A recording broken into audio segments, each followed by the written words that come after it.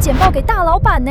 結果我現在居然蹲在浴室狂刷馬桶的縫隙，你是不是腦袋有洞啊？救命啊！來 ，Sarah， 深呼吸，乖，先把你手裡那半截牙刷輕輕放在地上。你先不要急着骂自己是廢物，你聽好哦，你刚刚蹲在馬桶旁邊狂刷，其實你只是在對你的大腦進行一場緊急的止痛手術。啊？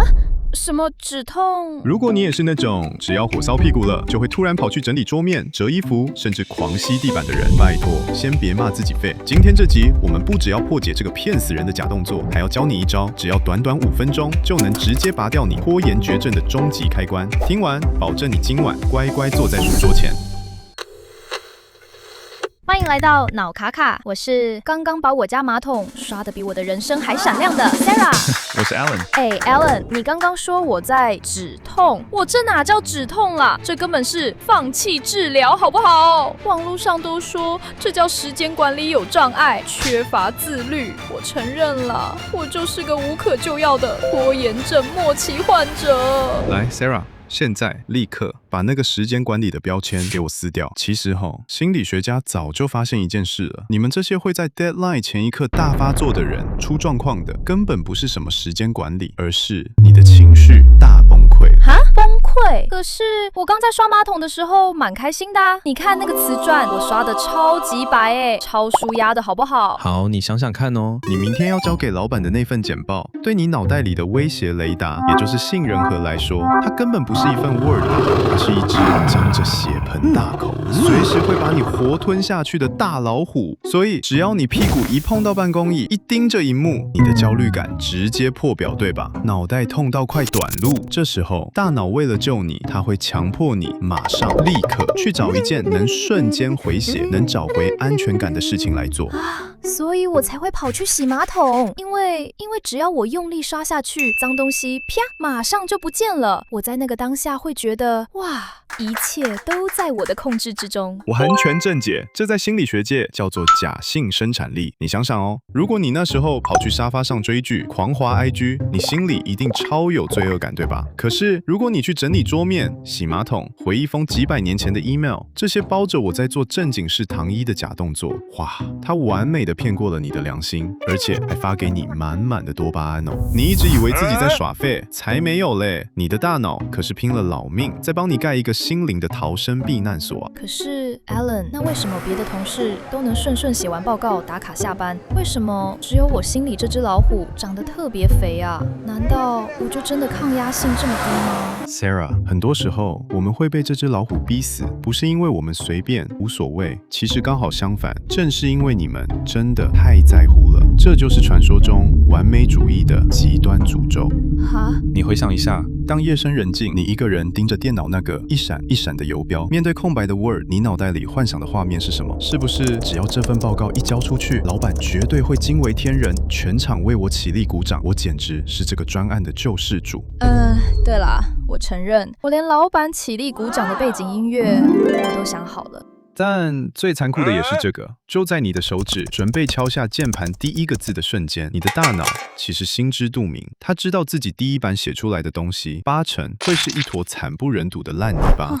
有這麼嚴重嗎？很傷人呢。發現了嗎？你一直以為的拖延，根本不是你不想做，你心裡真正在怕的是去面對那個寫不出100分，甚至連及格都達不到的殘酷的自己。你的大腦真的太捨不得讓你痛了，他怕你看見那坨爛泥巴的時候，自尊心會徹底崩潰，所以他乾脆祭出大絕招，直接拔掉你的電源線，讓你全面癱瘓。這才是拖延的真相。所以 Alan， 你的意思是，只要我一天不打開檔案，對，只要不去開始，只要我還沒有開始寫，那我就還不算失敗，對不對？我甚至可以在凌晨2點快被自己逼瘋的時候，給自己找一個超完美的借口。我會跟自己說，算了吧，這次是因為時間不夠啦，要是多給我幾天，我一定寫得出神作的。搞了半天，原來我跪在那邊刷了一整晚的廁所，都只是為了給自己討一個能騙過我自己的台階下。我現在看着這根被我刷斷的牙刷，我都覺得它好像比我有用多了。好啦 Sarah，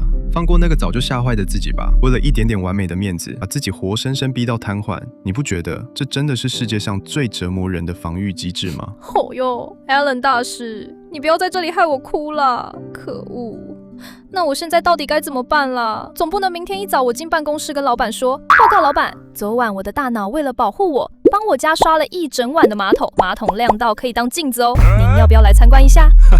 千萬不要，你們老闆絕對會馬上叫警衛把你架出去。來，各位，這星期的腦力健身房時間到了，我們今天只教一招絕世武功，這招能讓你瞞天過海，瞬間關掉大腦裡的完美警報器。這招聽起來有夠荒謬，叫做允許自己用5分鐘產出這個世界上最爛的一坨垃圾。